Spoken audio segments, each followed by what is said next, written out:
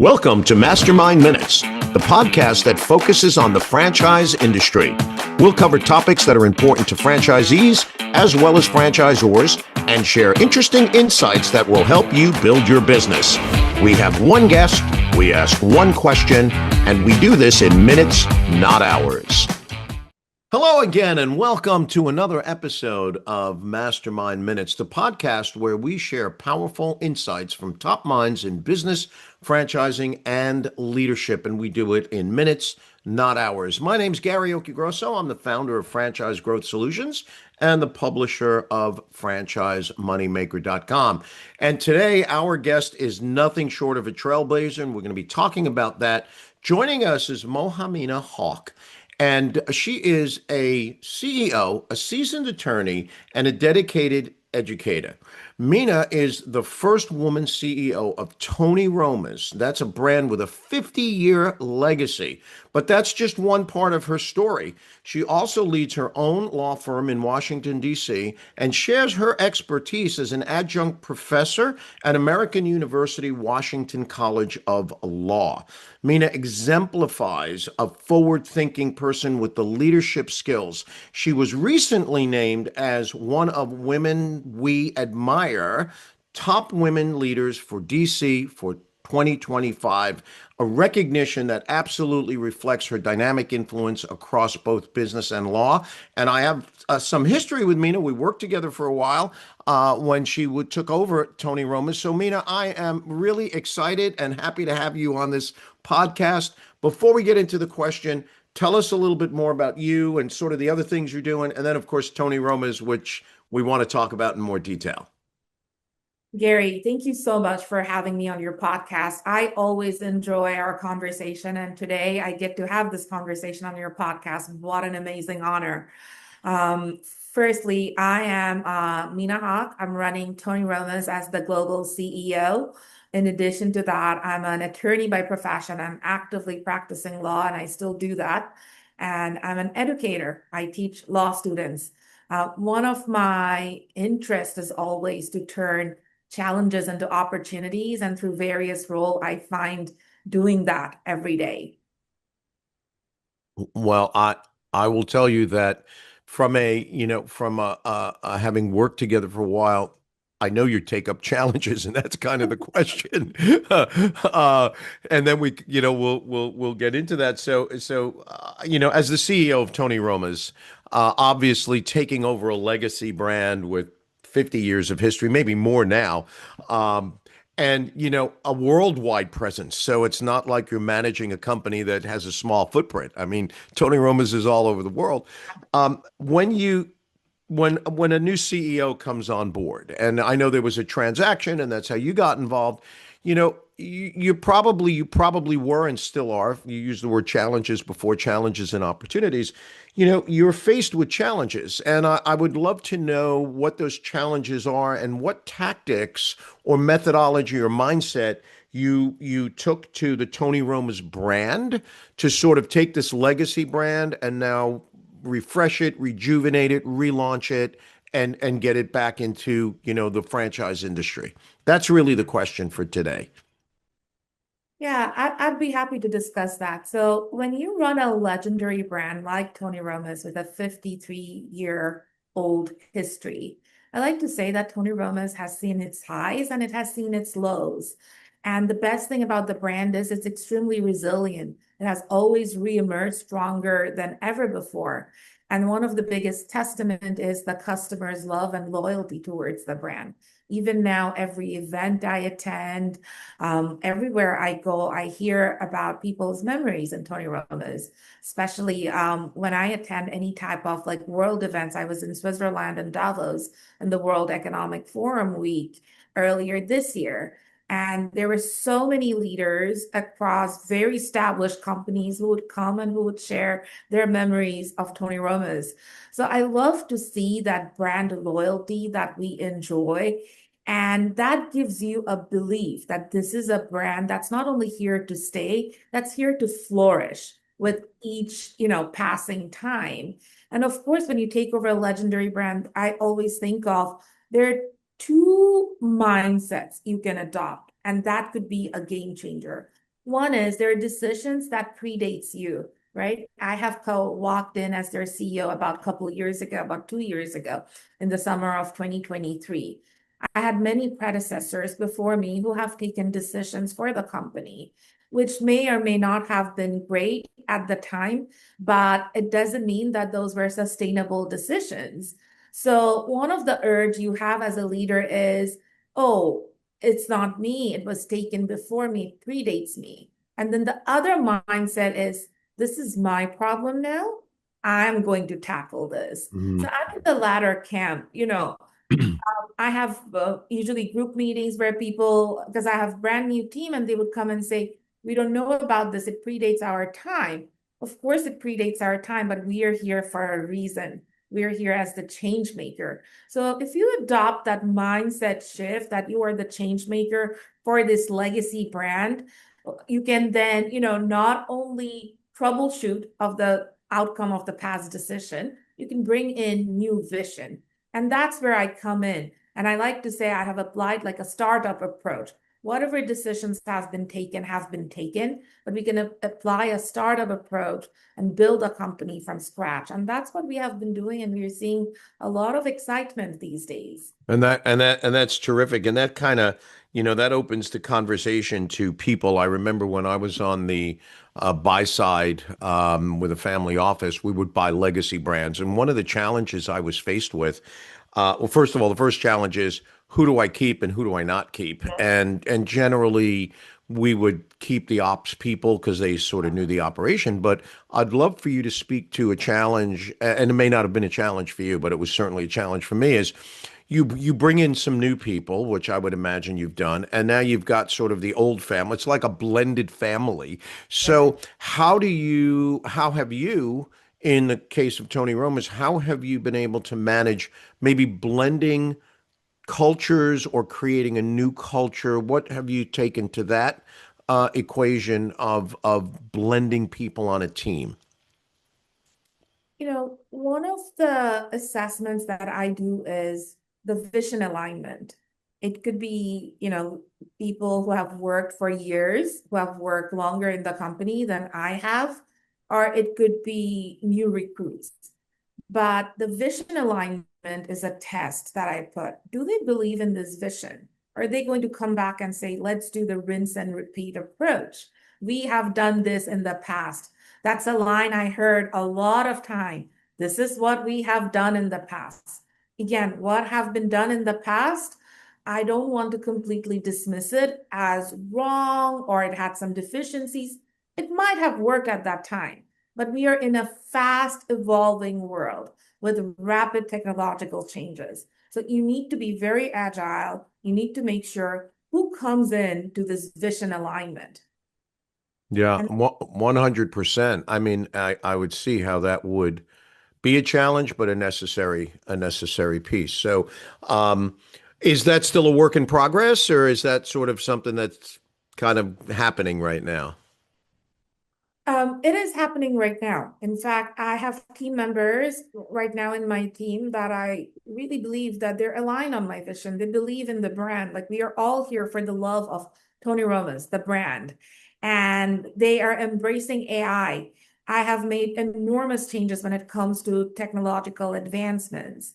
We will be piloting some robot runners in one of our units in North Carolina I very love soon. it. Yeah. So it's like, I've started to see where the vision has started to turn into like actionable, work product. So that's exactly what I want my team to turn this vision into actionable work products. Yeah, I know it makes sense. Hence the phrase teamwork makes the dream work. So I get it. I get it. Looking and I want to talk about technology in a minute, but I think just staying on sort of the people and the culture topic, because I think that's where it all starts with people. So, molding and blending the employee base, got it. They're under your direct control. I don't want to say it's easy, but it's certainly simpler than now.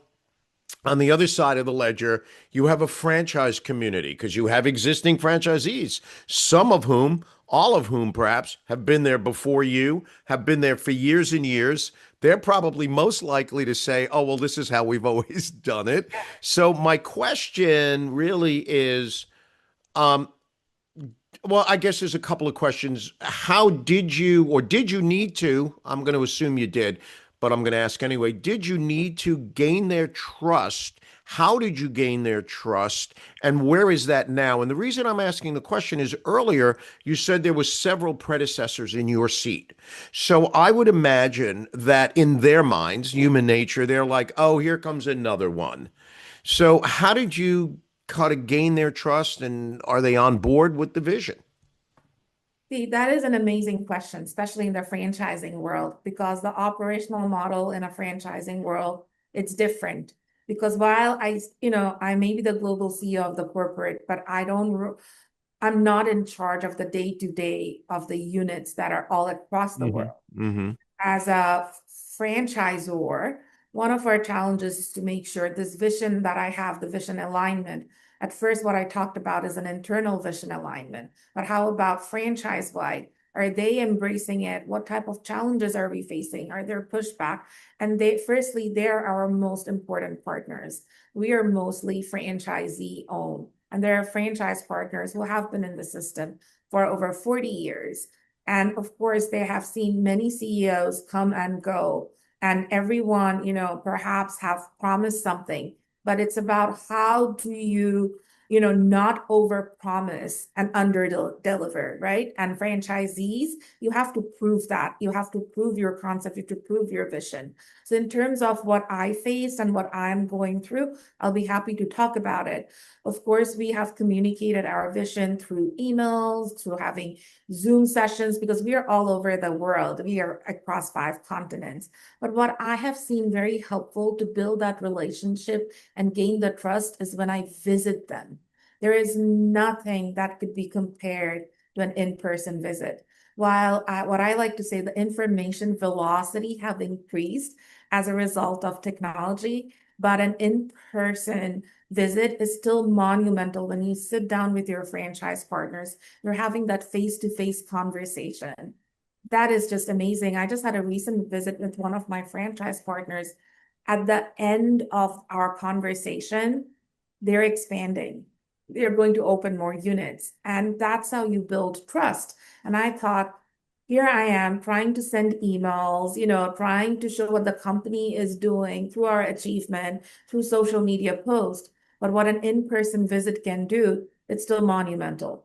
Yeah. Oh, no, no doubt. I'll go back in my memory 42, 43 years ago. I think you know this. I started my franchising career as a franchisee of Dunkin' Donuts way back when. Actually, we used to make donuts in the shop, which they don't do anymore.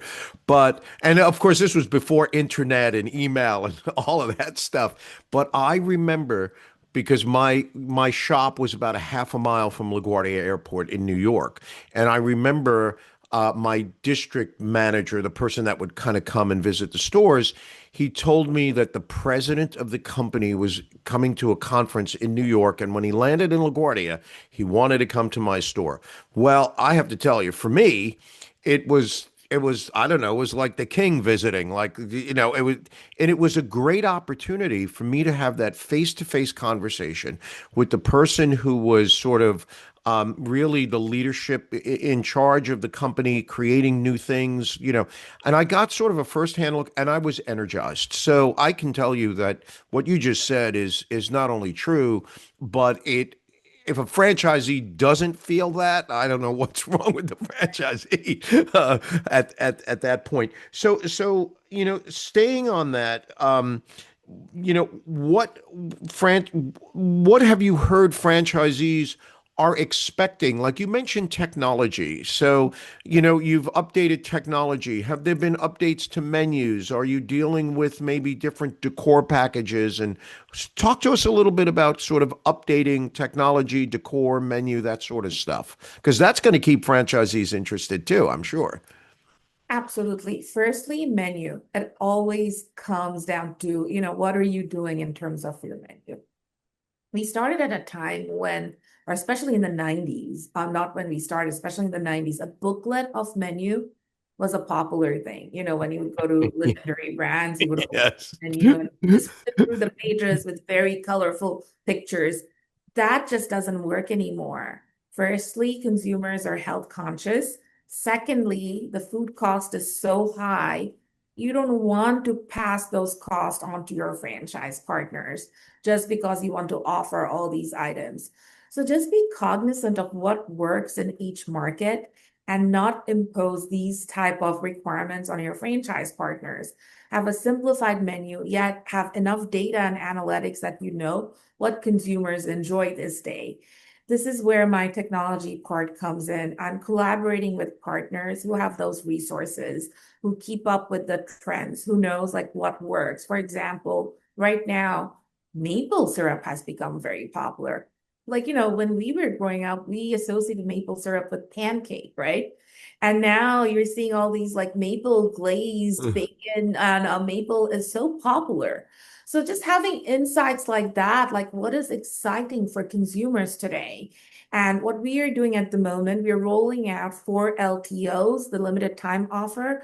Part of the reason is since we are so dispersed all around the world, what may work in the stateside may not work globally.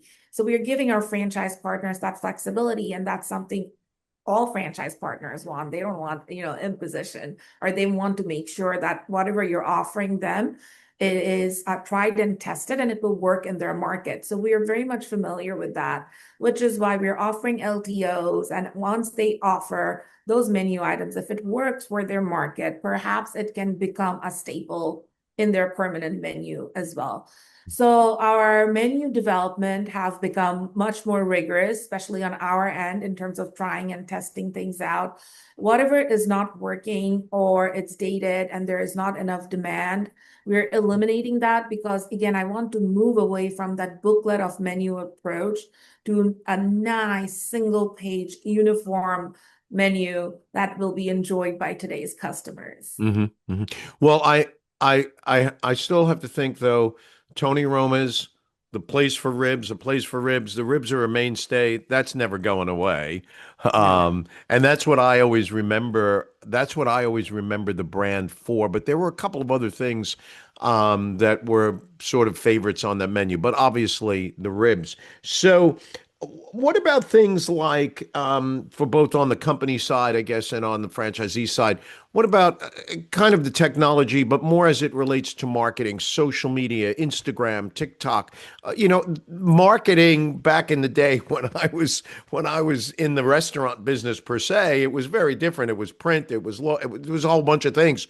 Today, if you don't have a high digital or a big digital footprint, you're going to kind of get forgotten real fast. So talk to us a little bit about what does the company do to market the brand and get the word out that it's here, it's better than ever. What channels are you using? What's that messaging like? So, Gary, as you just mentioned about marketing, it is so different now than what it used to be. Back in the days, if you could roll out a TV commercial, that would be great for the brand. That no longer works. People Right. even watch TV as much. So marketing has actually become more versatile. It's a fun area when you're uplifting a brand, especially an iconic brand like Tony Roma's. I think this is something my team and I are actually enjoying a little bit too. Just getting ourselves into the process, embracing the modern technology, all social media platform, encouraging our franchise partners to do social media marketing, connecting them with influencers. Influencer marketing is extremely important. And I was just reading an article where it says that there are approximately about 2 billion active users on Instagram alone. So when you know there are 2 billion users, that's the market that you want to go to. You want to put the brand in front of those 2 billion users, and especially for us, because we are selling a brand that's global. So we're trying to expand both in the United States and globally. So from a franchisee perspective, yes, we want new franchise partners and also for consumers to get excited about these LTOs, about Tony Roma's, and create that bridge for folks who are nostalgic. Earlier in our discussion, I mentioned how whenever I attend these world events, there are leaders who would come to me and they would share about all these memories they have, their first date in Tony Roma's. I can just list so many people who came to me and who just listed and said that, we have had this wonderful memories in Tony Roma's. So just building that, nostalgia and making sure that we pass that along. Because as Gen Zs and millennials were growing up, Tony Roma started to shrink in its geographical footprint. And now we are trying to like reinvigorate the brand. And the first thing is marketing. Marketing is key for us as a corporate and for our franchise partners. And that's where I'm working on in terms of the vision alignment between us and the franchisees too, so that they Yeah. also participate in all these platforms. Yeah, and I could see that. And it's interesting to me because you, or Tony Roma's rather, has sort of a unique audience, if you will. It has its legacy audience, people like my age who remember it. But then you now have sort of a clean slate, if you will, with people in maybe their 20s or 30s who maybe they never heard of Tony Roma's. And I don't mean that in a negative way, but maybe they never did. And now for them, it's like a whole new thing. So I think that's a really big plus plus in terms of some of the other tech pieces, because when we get involved in restaurant brands, and you know what we do. I mean, when we get involved in restaurant brands, we look at their tech stack to make sure that franchisees have the tools they need, and that could be everything from, is the POS system a modern POS system? Are we doing inventories? Does that POS system do, I don't know, payroll? Is there cost of goods management, mix of business? I mean, you know what I'm talking about here. What upgrades and suggestions, recommendations, requirements have you done sort of on the ops side? And I realize you're not in the day-to-day ops, so you might not have the gory details, but on just globally, if you will, what upgrades in technology have you added to the restaurants that make the system more viable as an operator or for an operator? Yeah, absolutely. In terms of our tech stack, we have upgraded two platforms that are cost effective for us and our franchise partners.